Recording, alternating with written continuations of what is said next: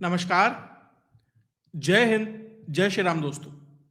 Shivam Chaudhary official में आप सबका स्वागत है। आगे बढ़ने से पहले आप सबसे रिक्वेस्ट है, वीडियो को लाइक कीजिए, चैनल को सब्सक्राइब कीजिए और शेयर करना मत भूलिएगा। हमारे यहाँ लोकल में एक कहावत है कि कई बार घर में जब महिला होती है, वो कोई बहुत ज्यादा चतुर या चालाक बनने का प्रयास करती है तो उसे 2 बार खाना बनाना पड़ता है और फिर भी कई बार स्थिति ऐसी आ जाती है कि रात को भूखा सोना पड़ता है। कुछ वही स्थिति ममता बनर्जी के साथ हो गई है।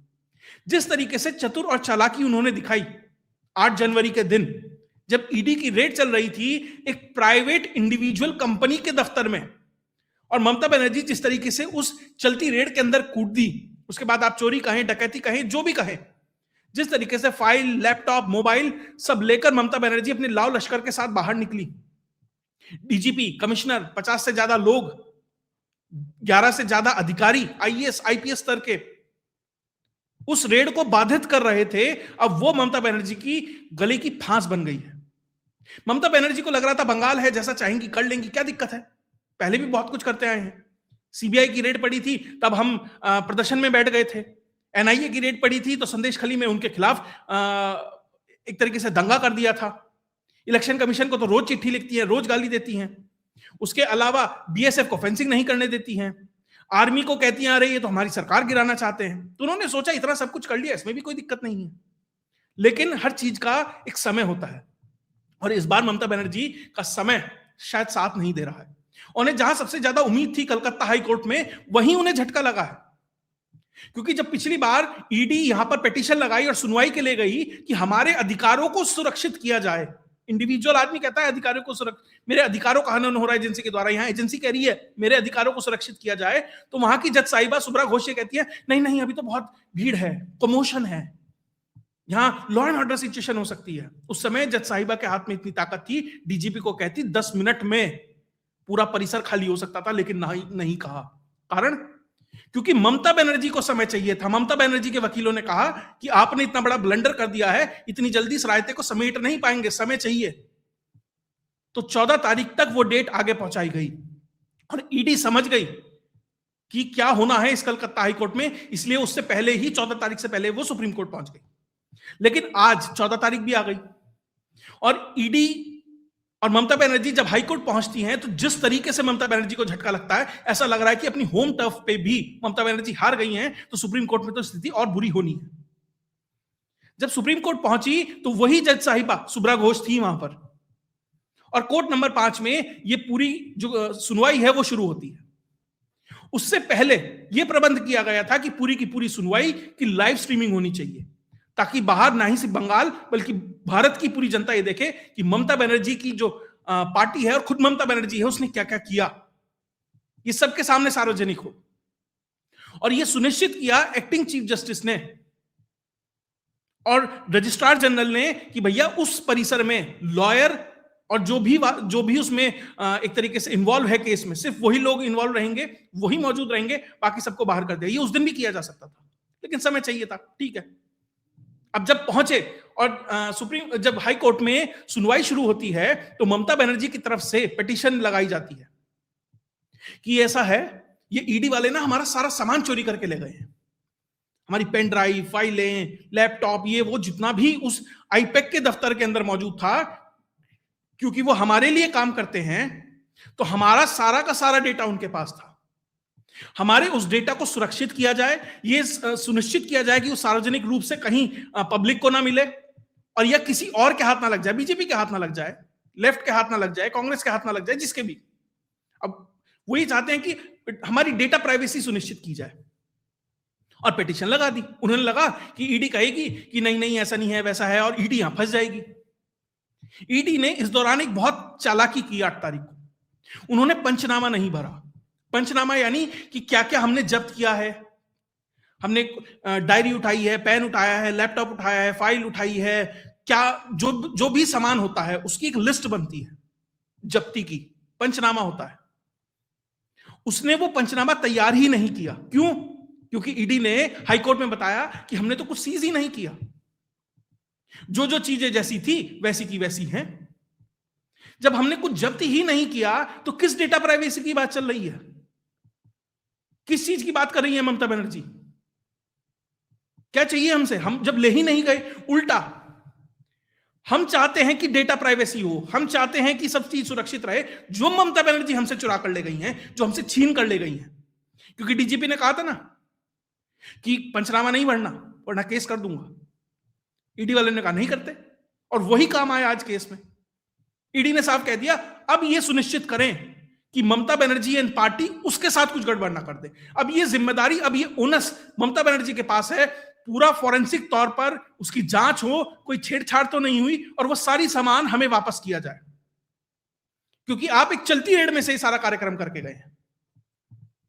और उसके बाद ईडी ने एक और बात कही। ईडी ने कहा ऐसा है, जिस व्यक्ति ने एफिडेविट दिया है ना कि हम चोरी करके ले गए हैं, ये सामान है, वो व्यक्ति फ्रॉड है, वो झूठ बोल रहा है। क्योंकि ना हमने कुछ वहां से जब्त किया, ना हमने पंचनामा भरा, जो जैसा था हम वैसे ही छोड़ के आ गए, क्योंकि स्थिति हमारी ऐसी थी ही नहीं। अब वो व्यक्ति, वो लोग इसमें जो फंसे हैं, वो फंसेंगे जिन्होंने लिख के दिया कि ईडी ये चुरा कर ले गई। और ममता बनर्जी, जिनके हिसाब से ममता बनर्जी की सरकार ने ये एफिडेविट ये फाइल किया हाईकोर्ट में, जो केस फाइल किया ईडी के खिलाफ, वो फ्रॉड हो जाता है, और वो फाइल करने वाले भी फंसेंगे। और ये सारी चीजें जो हाई कोर्ट थी वो समझ गई कि भैया यहां जो केस है ना ममता बनर्जी एंड पार्टी का, बहुत कमजोर है। और ईडी ने साफ कहा कि जो टीएमसी है उसका तो लेना देना ही नहीं है इसमें। ये क्यों आए हैं पिटीशन लेकर? आना उस व्यक्ति को चाहिए, आना प्रतीक जैन को चाहिए, आना आईपैक को चाहिए। ये क्यों आए हैं? ना तो इनके प्रेमाइसेस से चोरी हुई। भाई मान लीजिए हमने चोरी की, हमने डेटा उठा लिया, वो तो आईपैक कहेगा ना, ये प्रतीक जैन कहेगा कि मेरे घर में चोरी हुई। अब मेरे घर में चोरी होती है, मेरा पड़ोसी थोड़ी जाके केस करेगा, मुझे करना पड़ेगा। वो अलग बात है पड़ोसी का सामान रखा है, अगर रखा है तो मेरी जिम्मेदारी बनती है मैं जाके केस करूं। वो क्यों नहीं आ रहे? और ये चीजें बहुत आसानी से हाई कोर्ट जब समझ गई कि कुछ है नहीं हाथ में, तो जो सुप्रीम कोर्ट, जो हाई कोर्ट में ममता बनर्जी की तरफ से वकील थी मेनका गुरुस्वामी और कल्याण बनर्जी, और जब हाई कोर्ट ने कहा कि भैया इसमें कुछ है वह नहीं, ऐसा है, इसे हम जल्दी निपटा रहे हैं, तो मेनका गुरुस्वामी कहने लगी, सुप्रीम कोर्ट की बड़ी वकील है, यही कपिल सिब्बल और ये अभिषेक मनु सिंघवी और ये कल्याण बनर्जी और ये जितने भी हैं सारे, वो पूरा ही लेफ्ट इकोसिस्टम वाला जो पूरा का पूरा गैंग है, खलियर जो भी हैं, जितने सारे वकील साहब हैं, इकोसिस्टम चलाते हैं। तो कहने लगी अरे madam 2 minute 2 minute 2 minute 2 minute. उन्हें कहा कोई 2 मिनट नहीं है, ही नहीं कुछ, सुने क्या, किस चीज पे बहस करनी है? सीधा जो ममता बनर्जी की पार्टी टीएमसी की जो पिटीशन है वो खारिज कर दी गई कि भैया ऐसा है, इसमें कोई दम नहीं है, बाहर करो, कोई चोरी वोरी नहीं हुई, तुम्हारा डेटा पूर्ण रूप से सुरक्षित है, बल्कि जो ईडी को जो चाहिए चीजें वो तुम्हारे पास है, तुम चोरी करके ले गए हो।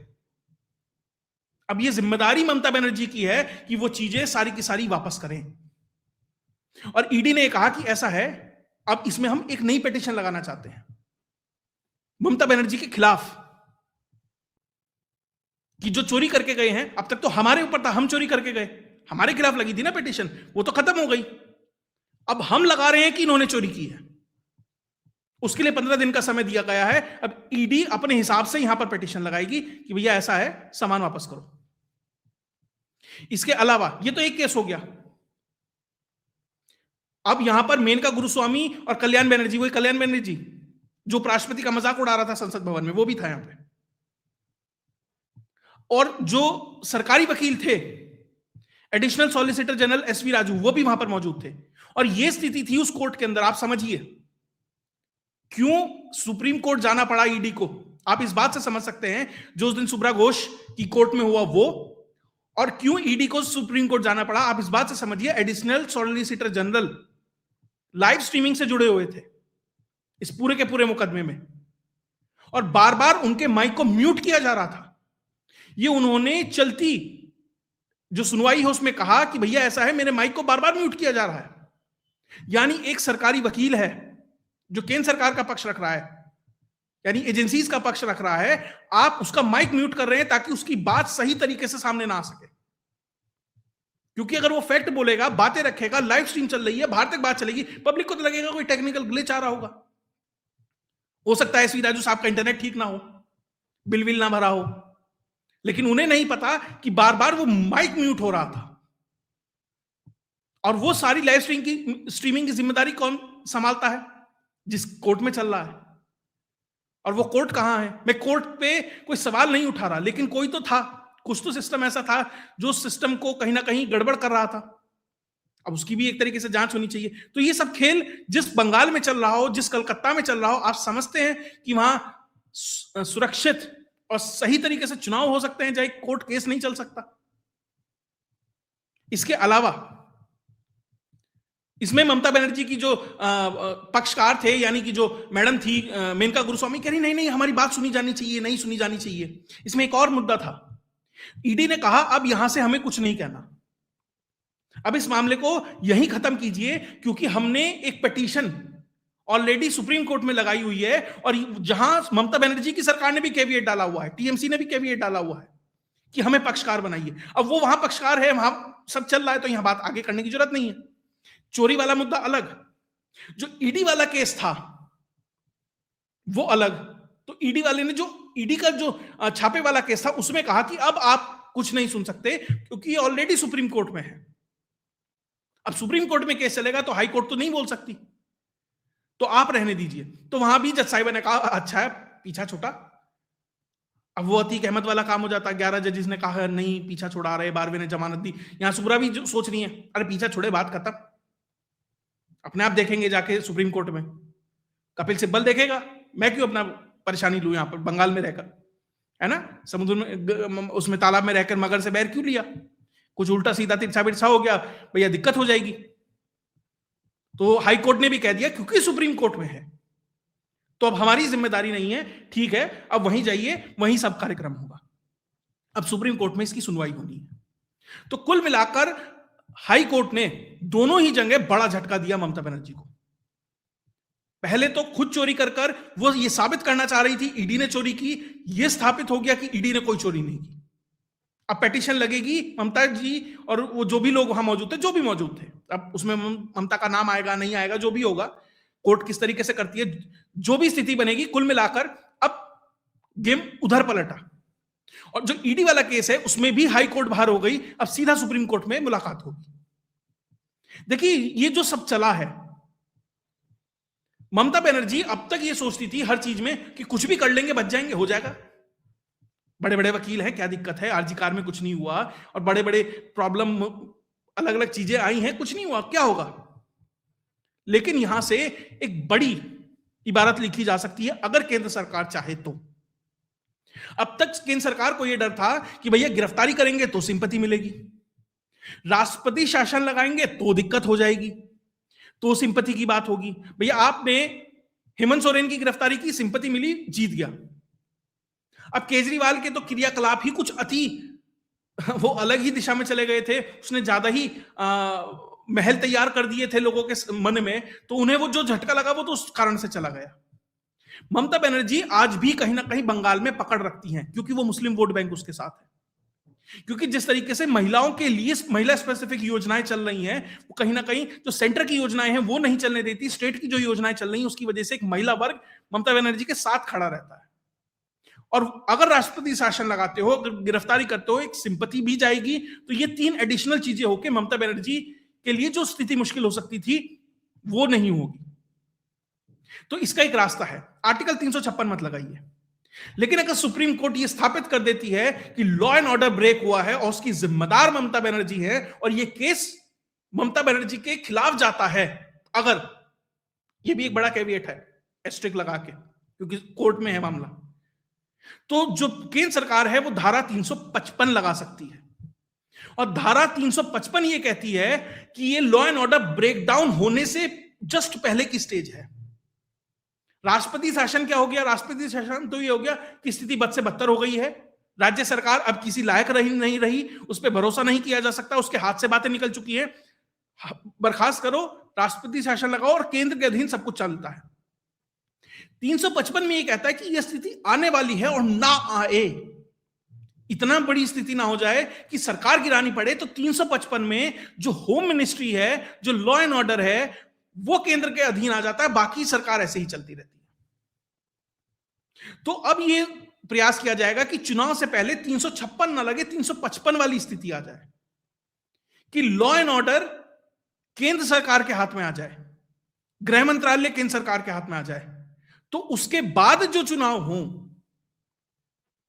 फिर आप ये उम्मीद कर सकते हैं कि चीजें बेहतर होंगी। क्योंकि लॉ एंड ऑर्डर की सिचुएशन इतनी खराब है, इस बात से समझिए कि जो ईडी का दफ्तर है कलकत्ता में, उसके बाहर सीआरपीएफ खड़ी करनी पड़ रही है extra, RAF rapid action force की कंपनियां बुलानी पड़ रही हैं। वो अलग बात है, अभी रिजर्व में बैठी हैं, लेकिन किसी भी दिन जो सिंडिकेट की भीड़ है, क्या पता वहां इकट्ठी हो जाए कि भैया हम तो ईडी के खिलाफ प्रदर्शन कर रहे हैं, उसके बाद क्या हो सकता है। और ममता बनर्जी तो बाद में कहते कि भीड़ थी, हमें क्या पता, अमित शाह के गुंडे थे, अमित शाह नोटी है, अमित शाह ने खुद ही करा दिया, ये शुभेंदु अधिकारी ने कराया है मेरा नाम खराब करने के लिए। वो तो ये कह के पीछे छुड़ा लेंगी, जांच अधिकारी उनका। क्या करेंगे फिर जब नुकसान हो जाएगा, ईडी के दफ्तर में घुस के कोई सामान चुरा लिया, कुछ भी कर लिया, फिर आप कुछ भी करते रहिएगा। तो इसलिए सिक्योरिटी बढ़ानी पड़ रही है। तो यहां से अगर 355 लगता है, और अब फिर से केंद्र सरकार की इच्छा शक्ति पे है कि क्या वो 356 नहीं लगाना चाहती, 355 तो लगाए, वो लॉ एंड ऑर्डर तो हाथ में ले, ताकि चुनाव सुनिश्चित किए जा सके कि सुरक्षित और संयमित और ऑनेस्टली किए जा सकते हैं। और इसके अलावा शुभेंदु अधिकारी ने भी ममता बनर्जी को कह दिया है, madam see you in court. क्योंकि आपने कहा था ना, कोयला घोटाले का चोरी का सारा पैसा अमित शाह को मेरे थ्रू जाता है, मेरे पास पेन ड्राइव है, तो कोर्ट पे पेन ड्राइव लेके पहुंचिए, मुलाकात होती है। और शुभेंदु अधिकारी हल्का आदमी तो है नहीं, अभी चुनाव हराया है अपने लोकल एरिया में, टीएमसी को साफ ही कर दिया। इसी शुभेंदु अधिकारी ने ममता बनर्जी को भी चुनाव हराया था, तो कम से कम अपने गढ़ में तो मजबूत है, अपनी राजनीति मजबूत है। और अगर चुनाव से पहले ये कोर्ट जाते हैं और ममता बनर्जी को वहां भी झटका लगता है, वहां पर भी अपनी बात स्थापित नहीं कर सकती, तो जो ममता बनर्जी के ऊपर टैग है ना, मजबूत लेडी, देखिए एक तो वो टैग धीरे धीरे धुलता जा रहा है, क्योंकि एसआईआर का मुद्दा हो, सीए का मुद्दा हो, ममता बनर्जी जिस स्टैंड पे टिके रहना चाहती थी वो तो नहीं कर पाई कि एसआईआर में मैं एसआईआर नहीं होने दूंगी, हुआ ना, सीए नहीं होने दूंगी, हुआ ना, वक्फ वाले मुद्दे पे अरे एक भी इंच जमीन नहीं जाने दूंगी, पोर्टल पे नाम डालने पड़े ना जितने के भी कागज थे। तो जो धीरे धीरे जो आयरन लेडी के जो टैग था वो धीरे धीरे साफ हो रहा है। इसीलिए ममता को डर था, इसीलिए वो आईपैक में पहुंची थी, और वहां निश्चित तौर पर कुछ ऐसा था, और जो ममता बनर्जी वो तो नहीं था जो वो बता रही है। अगर ऐसा होता तो 2022 की फाइल नहीं उठा के लाती। तो कुल मिलाकर यहां से चुनाव बहुत इंटरेस्टिंग हो सकता है।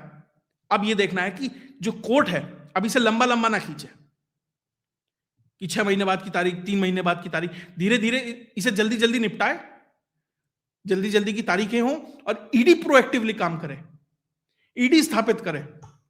तो यहां से जो चुनाव है वो भी इंटरेस्टिंग हो सकता है। और ममता बनर्जी का जिस तरह का राज चल रहा है, कम से कम जो उम्मीद करते हैं लोग कि भैया शायद बंगाल को इससे थोड़ी राहत मिले, तो उसमें कुछ ना कुछ निश्चित तौर पर हो सकता है। खैर, इस पे जो भी और अपडेट सामने आएगी वो आपके साथ लेके आता रहूंगा। अगर आपको वीडियो विश्लेषण अच्छा लगा तो वीडियो को लाइक कीजिए, चैनल को सब्सक्राइब कीजिए और शेयर करना मत भूलिएगा। जय हिंद, जय भारत।